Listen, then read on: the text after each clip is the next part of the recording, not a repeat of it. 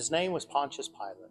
He was the Roman governor of Judea, the prefect, from around 26 to 36 AD. Being a prefect meant he was an appointed local representative of the emperor, not elected, overseeing one of the most difficult provinces in the empire, one that was politically unstable, culturally hostile, and deeply religious. In the previous video, we talked about Caiaphas had one major responsibility: keeping the peace among the Jewish people, especially during high holy days like Passover, to avoid drawing unwanted Roman attention. Well, Pilate had one major responsibility too: keep the peace from Roman side. He needed to maintain political peace and prevent rebellion.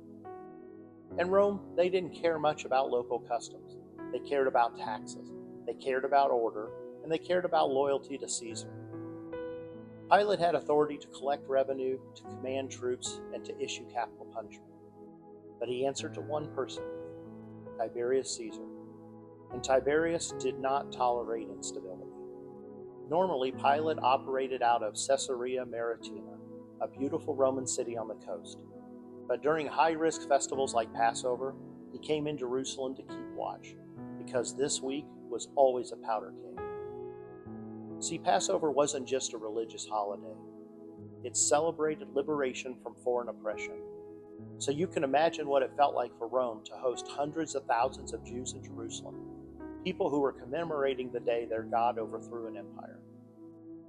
The tension was always high, and when Jesus is brought before Pilate early on Friday morning, it wasn't just a religious dispute, it was a political emergency.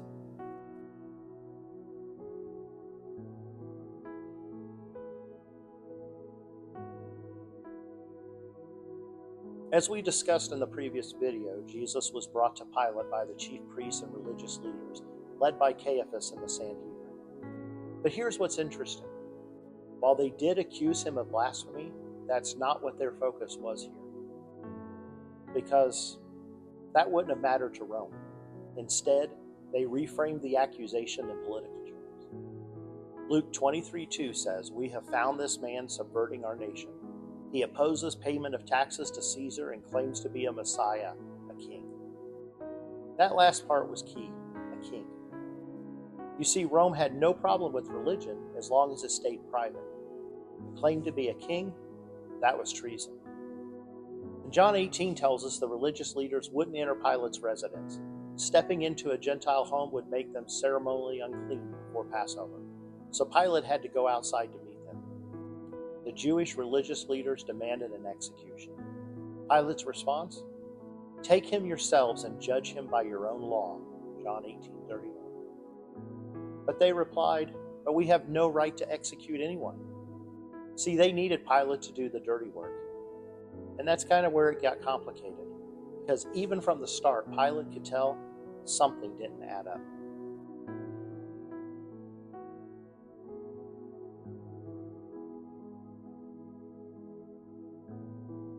So Pilate brought Jesus inside for questioning.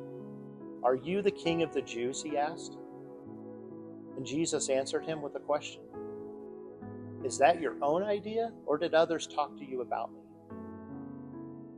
So Pilate deflected. "Am I a Jew? Your own people handed you over. What have you done?" And Jesus at that point said something Pilate did not expect. "My kingdom is not of this world. If it were, my servants would fight. But now my kingdom is from another place." So Pilate asked him again, "So you are a king?" And Jesus said, "You say that I am a king. In fact, the reason I was born and came into the world is to testify to the truth. Everyone on the side of truth listens to me." And then Pilate gave what is probably his most famous line. What is truth? It's a haunting moment, a mix of sarcasm and self-promotion. Pilate didn't want a sermon. He wanted out of the mess. But he left that room convinced of one thing: Jesus wasn't guilty.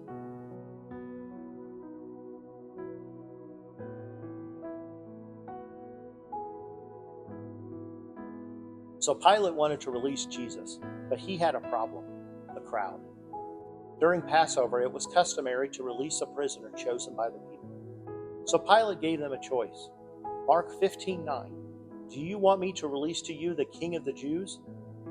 But the crowd, stirred up by the chief priests, shouted for Barabbas instead. So who was Barabbas? Matthew tells us he was a notorious prisoner. Everyone knew exactly who he was and what he had done. Mark 15 and Luke 23 tells us he was a murderer, and it happened during an uprising. He actually was guilty and part of an actual rebellion. A little ironic given Jesus' fake charges, wouldn't you say? Pilate, he was stunned. Then what shall I do with Jesus? The crowd shouted, crucify him. Pilate asked, why? What crime has he committed? But they only shouted louder, crucify him. At this point, things were spiraling, and the religious leaders made one final move. They said to Pilate, if you let this man go, you are no friend of Caesar. I think that's the line that finally broke him. Friend of Caesar, or amicus Caesarius, wasn't just a phrase. It was an actual title in Roman politics. To be accused of tolerating rebellion could get a governor not just removed, possibly executed. So Pilate wasn't just choosing between two men now. He was choosing between his job and his conscience.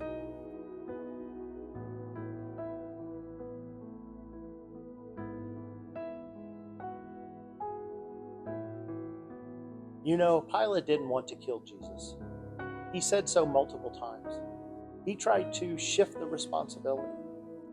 He even had Jesus flogged, hoping it would be enough to satisfy the crowd. But in the end, he gave in.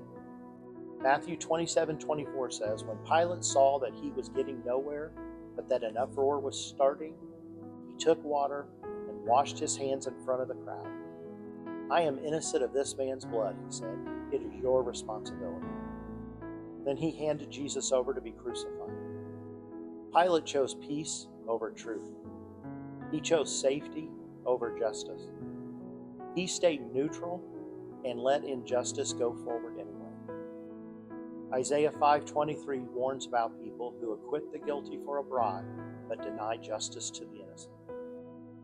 Proverbs 29:25 says, fear of man will prove to be a snare, but whoever trusts in the Lord is kept safe. Pilate feared the crowd more than he feared God. And James 4:17 cuts deep. If anyone knows the good they ought to do and doesn't do it, it is sin. Pilate knew the good, but he didn't do it. And it's a reminder for us. What do we do when doing the right thing is costly? Do we wash our hands, or do we take a stand?